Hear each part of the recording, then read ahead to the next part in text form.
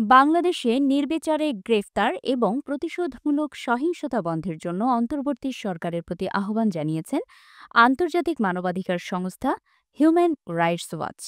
সংস্থাটি সতর্ক করে বলেছে, এ ধরনের কর্মকাণ্ড বন্ধ না হলে দেশের মানবাধিকার পরিস্থিতির উন্নয়নে নেওয়া গুরুত্বপূর্ণ পদক্ষেপগুলো বাধাগ্রস্ত হতে পারে।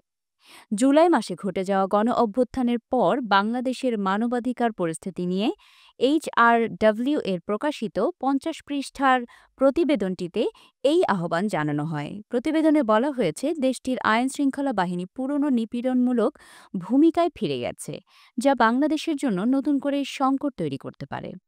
প্রতিবেদনে অভিযোগ করা হয়েছে, পুলিশ এখনও অজ্ঞাতনামা ব্যক্তিদের বিরুদ্ধে যাচাই-বাছাই ছাড়া ফৌজদারি মামলা দায়ের করছে। এই ধরনের মামলার মাধ্যমে পুলিশ যে কোনো ব্যক্তিকে হয়রানি করার সুযোগ পাচ্ছে, যা মানবাধিকারের জন্য উদ্বেগজনক।